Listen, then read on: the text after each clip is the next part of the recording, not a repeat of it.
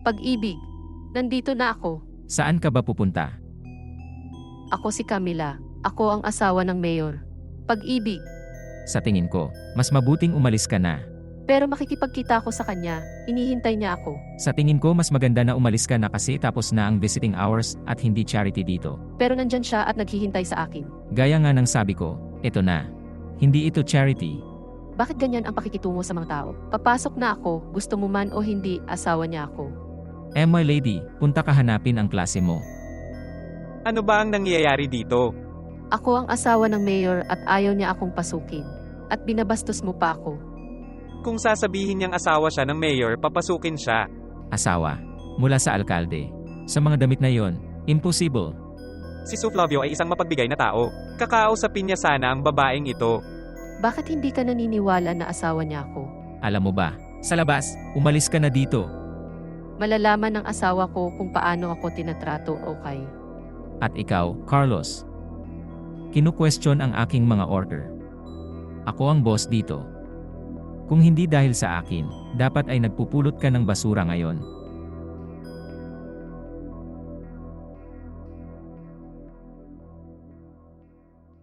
Young lady, ikaw ba talaga ang asawa ng mayor?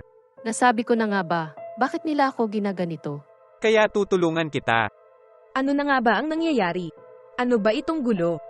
Michelle, asawa ng mayor ang babaeng ito. Gusto niyang pumasok sa City Hall pero hindi siya pinayagan. Ano? Ang maliit na iyon. Ang asawa ni Mayor. Paboran mo ako, okay. Ano ba ang gusto mo dito, baby? Isang handout. Tingnan mo, kumuha ng barya. Nagugutom ka. At ikaw? Hindi naman ito gagana, di ba? Ulubi ba ang kausap mo? Oh, alang-alang sa Diyos. Bumalik sa town hall. Babae, tutulungan kitang makapasok sa City Hall.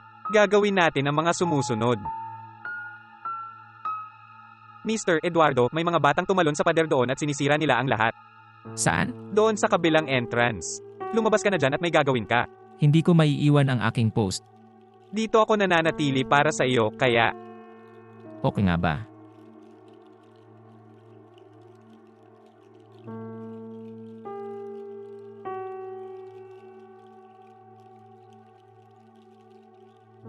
Mr. Mayor, nakahanda na ba kayo sa event ngayon? Okay lang. Oh, salamat. May kailangan ka ba? Gaya ng sinabi ko sa iyo, Mrs. Michelle. Wala naman akong kailangan, okay. Mabuti, pero ako lang. Gusto kitang pagsilbihan. Tigilan mo na sana ang smoothing sa akin. May asawa na ako at mahal ko ang asawa ko. Ngunit ang kanyang asawa ay hindi isang kasalukuyang babae.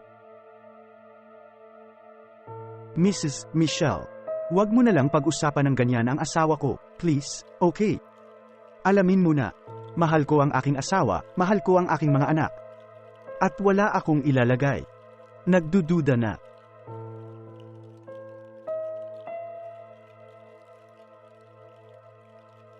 Camille. Kaya pala walang may gusto sa akin. Niloloko niya ako ng sekretary niya. Kalma lang, may mali sigurong nangyayari.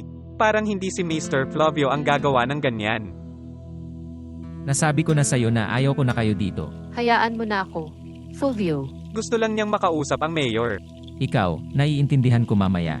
Una mo akong inalis sa post ko at pinapasok mo dito ang popper na ito. Fulvio. Hoy, hayaan mo na ang asawa ko. Leong. Asawa.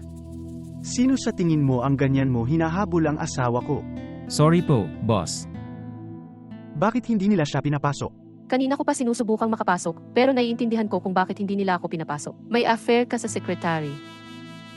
Oh, Diyos ko sa langit, ang aking pag-ibig. She's the one who kept ingratiating herself up to me. Hindi kita kailanman liligawan, okay?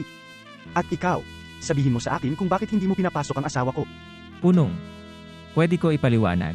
Tingnan mo, dapat pinapasok mo na siya agad, di ba? Pero si Michelle, hindi mo rin siya pinapasok.